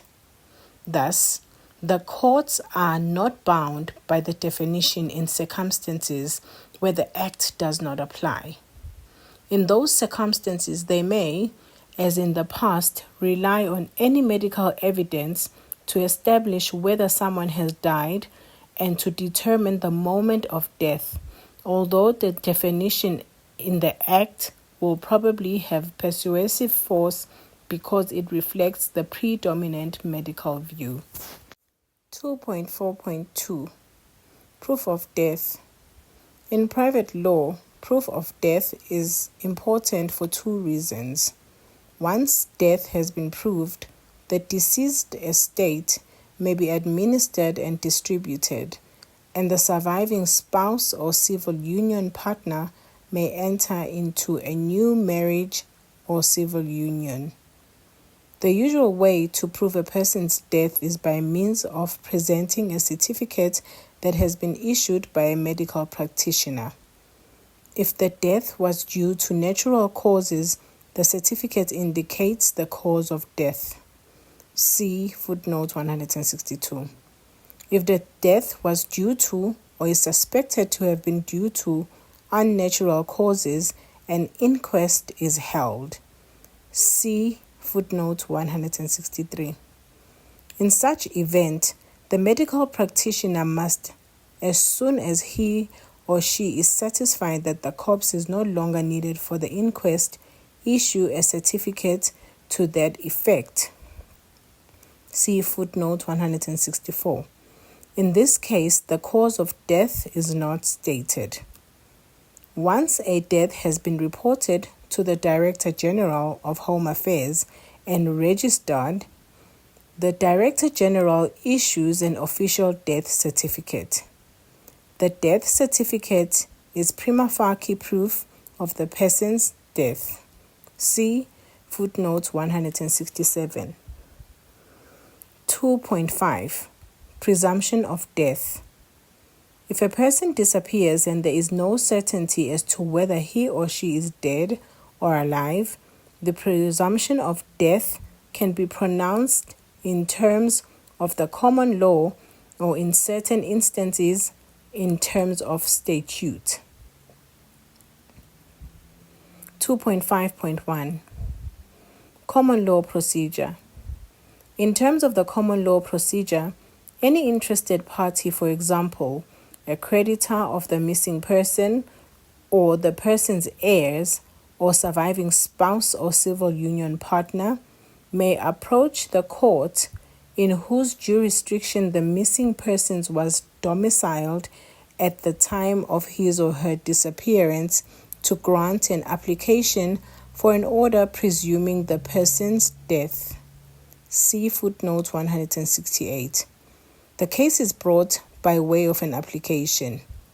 Footnote 169. The applicant must prove on a preponderance of probabilities that the missing person is dead. Footnote 170. Initially, our law followed the English rule according to which an order presuming a person's death is granted after an absence of 7 years. See footnote 171. This was superseded by the rule that no fixed period of time is required. See footnote 172. Naturally, the length of a person's absence is a factor that is taken into account by the court, and it can even be decisive, but it is not the only factor.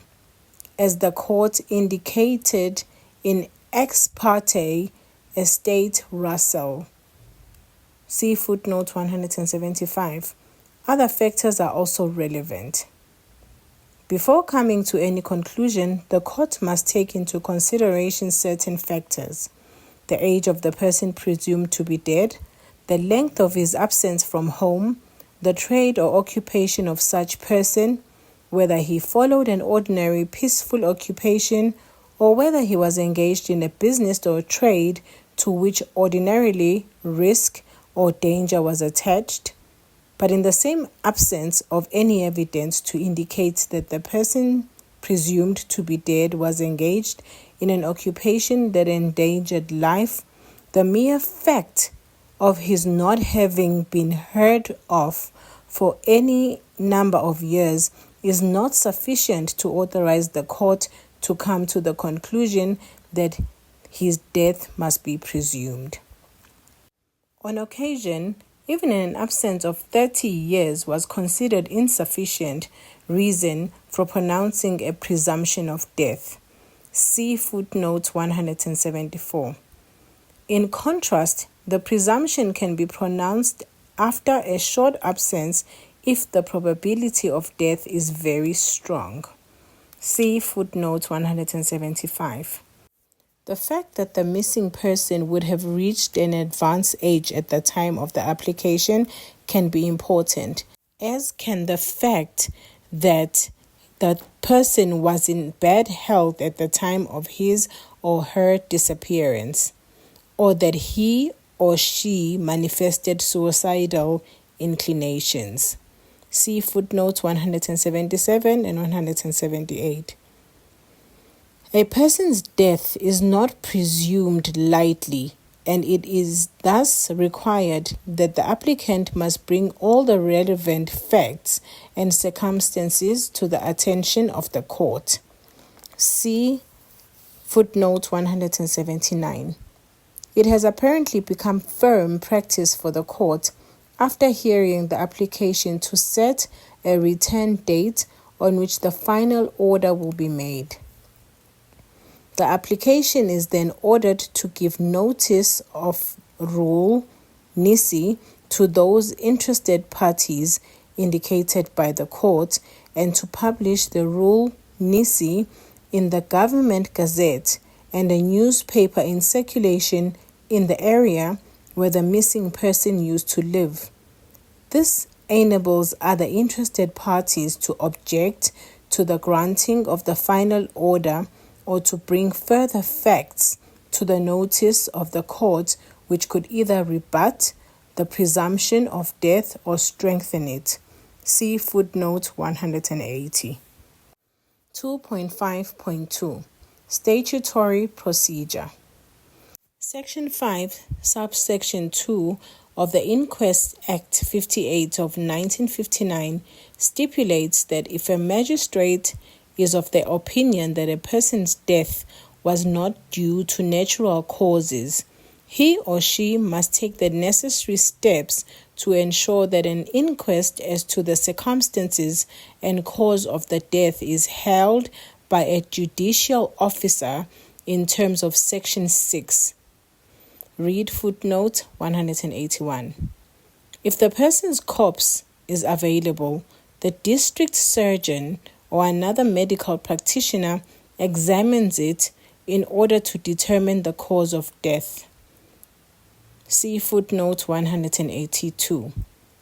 If it appears at the inquest that the person's body has not been found or has allegedly been destroyed, and the evidence proves beyond reasonable doubt that the person is dead, the judicial officer must record his or her findings in respect of 1. The deceased identity, 2. The cause or likely cause of death, 3. The date of death, 4. Whether the death was caused by any act of omission which prima facie involved or amounted to an offense by anyone. See footnote 183. If the judicial officer is unable to record such a finding, this fact must be recorded. If a finding regarding the deceased identity and date of death has been recorded, the record of inquest, together with any comment the judicial officer wishes to make, is submitted for review to the division of the High Court that has jurisdiction in the area where the inquest was held. See footnote 185. If the finding is confirmed, the effect is the same as if the High Court had made an order presuming the person's death. See footnote 186. Two aspects of the Inquest Act must be emphasized. First, it is clear that the state takes the initiative because an unnatural death is suspected. Therefore, it is not necessary for a private person to approach the court for a presumption of death. However, Section 18, subsection 3, provides that the procedure laid down in the Act does not affect the court's common law jurisdiction to grant an order presuming the death of any person. Secondly, Section 16, subsection 1 provides that the judicial officer must be certain beyond reasonable doubt that the person is dead before he or she may record a finding that the person is presumably dead. This differs from the common law procedure where an order may be granted if it is proved on a balance of probabilities that the person is dead. There is thus a big difference in the onus of proof, and it would obviously be easier to obtain an order presuming death in terms of the common law procedure. 2.5.3 The effect of an order of presumption of death. A. Rebuttable presumption. If the court pronounces a presumption of death, this obviously does not mean that the person is dead. See footnote 187. There is only a rebuttable presumption that the person is dead. B. Distribution and administration of the missing person's estate. After a death has been presumed, the person's estate may, in principle, be dealt with as if he or she were dead. Thus, his or her estate can be administered and divided among his or her heirs. The courts have, however, on occasion adopted a cautious attitude and have ordered that while the estate may be divided, the heirs must furnish security for the restoration of the property or its value should the missing person return. See footnote 188. If the court decides that the circumstances of a particular case do not justify granting an order presuming death, it may nonetheless order that the missing person's property be divided among his or her heirs, provided they furnish sufficient security for the return of the property or its value, should the missing person reappear. See footnote 189. The court may also appoint a curator bonis to administer the missing person's affairs without pronouncing a presumption of death. The definition of a curator bonis, transferred to Latin, is a curator of goods. and a curator bonis is a legal representative appointed by the High Court to manage financial affairs and property of an individual who is unable to do so due to mental or physical incapabilities. C. Dissolution of the missing person's marriage or civil union. Because an order presuming someone's death does not automatically terminate his or her marriage, great uncertainty existed in the past concerning the surviving spouse's marriage. See footnote 191. At present, the Dissolution of Marriages on Presumption of Death, Act 23 of 1979, regulates the position. See footnote 192. The Act applies to the dissolution of civil unions too. See footnote 193. Section 1 of the Act reads as follows. Any provincial or local division of the Supreme Court of South Africa, now the High Court, making an order that the death of any married person shall be presumed, may, when making that order, or at any time thereafter, on the application of such person's spouse, make an order that the marriage in question shall be deemed to have been dissolved by death, as from a date determined by the court, whereupon the marriage shall for all purposes be deemed to have been dissolved by death, as from the date so determined. The court that pronounces a presumption of death is thus empowered to make an order dissolving the person's marriage or civil union at the same time that the presumption of death is made, or at any time thereafter.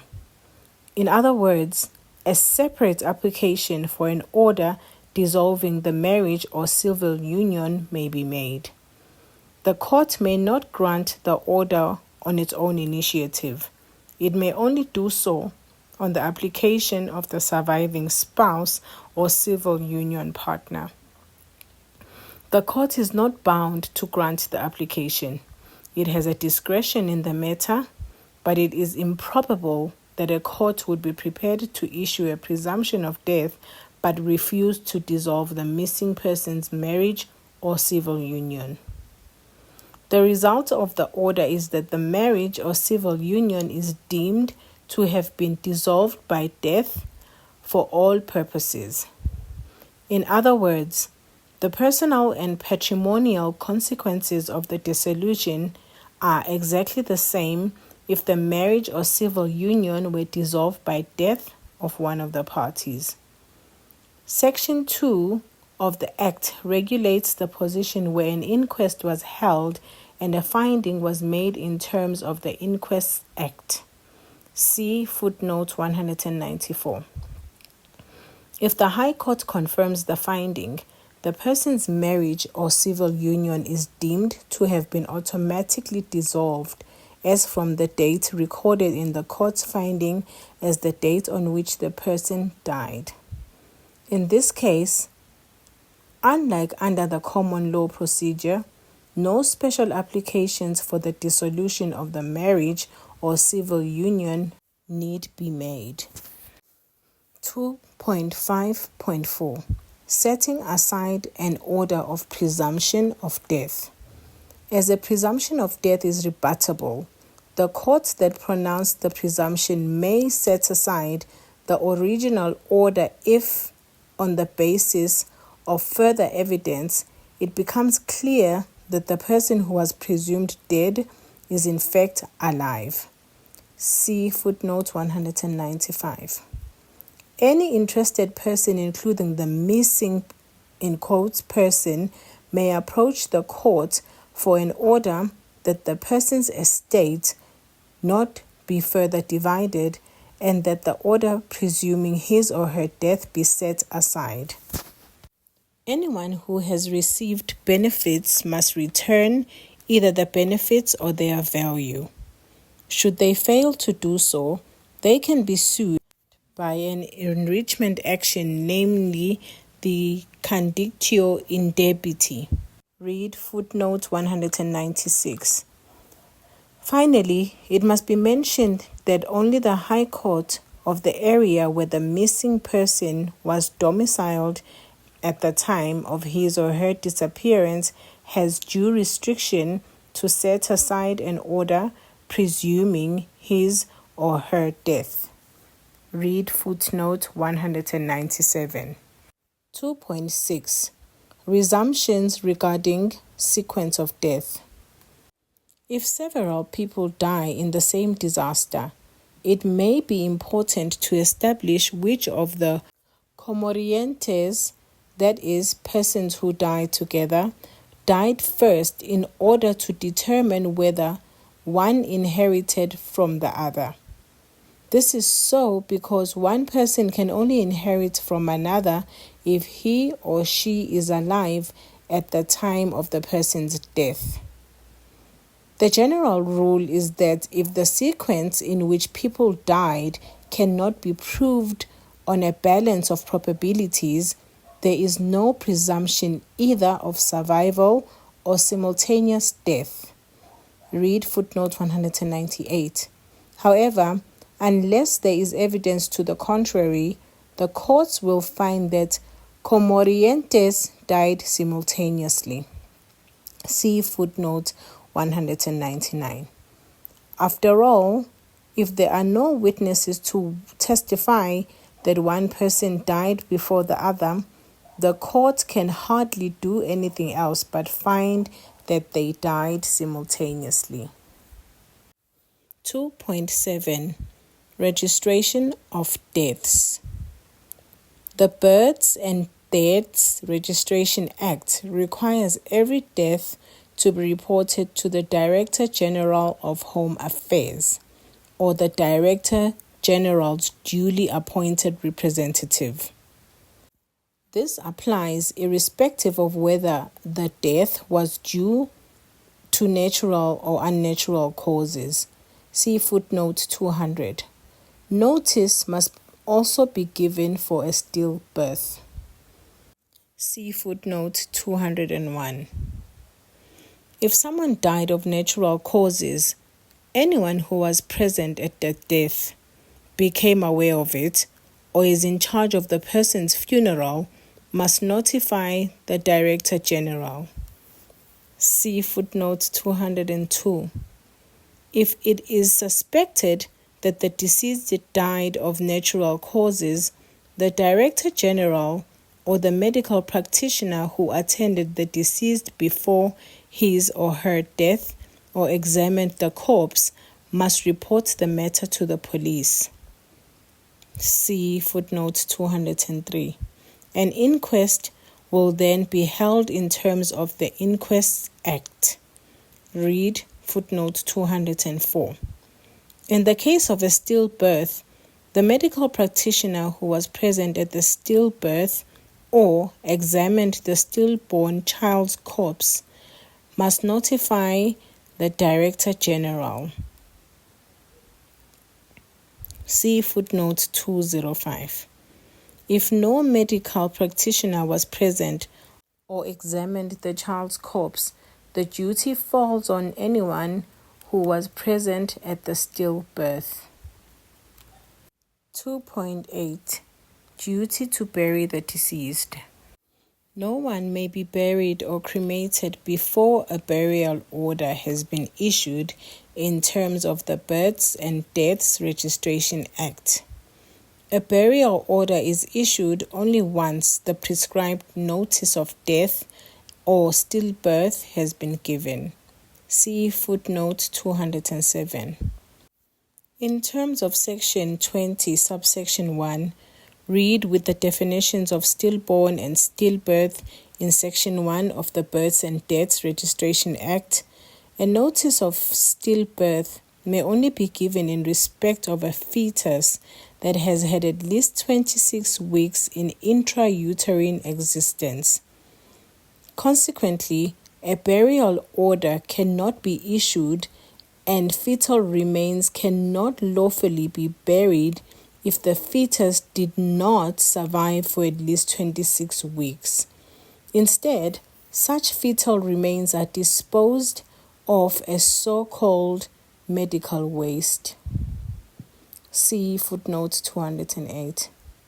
Recently, in Voice of the Unborn Baby, NPC, against Minister of Home Affairs, the Gauteng Division of the High Court, Pretoria, held that the 26-week requirement is unconstitutional as it violates the right to dignity of the parents of fetuses that are miscarried before 26 weeks by precluding such parents from bearing the fetal remains. The declaration of unconstitutionality was suspended for 12 months to give Parliament an opportunity to amend the legislation. The High Court ordered that, in the meantime, it would not be unlawful to notify the Director General of a stillbirth in respect of a fetus that was miscarried before 26 weeks of intrauterine existence. It further ordered the officials of the Department of Home Affairs not to refuse to issue a burial order on the ground that the requirement of 26 weeks of intrauterine existence has not been met in respect of a miscarried fetus. It is important to note that the court's order applies only to fetuses who were miscarried, not to fetal remains from pregnancies terminated in terms of the Choice on Termination of Pregnancy Act. The Constitutional Court is yet to decide on confirmation of the Declaration of Unconstitutionality. Read footnote 210. If a deceased left written or even verbal instructions regarding his or her funeral and/or burial place or cremation, those instructions must be complied with as far as possible and to the extent that they are reasonable and legal. See footnote 211. In case of verbal instructions, there must be clear proof of those instructions, especially if they contradict written instructions the deceased gave at a different time. See footnote 212. If the deceased did not give any instructions or the deceased's instructions are illegal, unreasonable, or impossible to follow, his or her heirs have the right and duty to make the funeral or cremation arrangements and to determine the deceased's last resting place. See footnote 213. It has been held that if there are multiple heirs with conflicting wishes, the wishes of the surviving spouse have preference, if the surviving spouse is an heir. See footnote 214. But this approach has not been followed consistently. Various other factors, including fairness, propriety, convenience, and interest of justice, the deceased family relationships, the wishes of the deceased children, the wishes of the deceased broader family, the place where the deceased forebears are buried, and practical considerations have been taken into account. See footnote 215. Chapter 2 ends.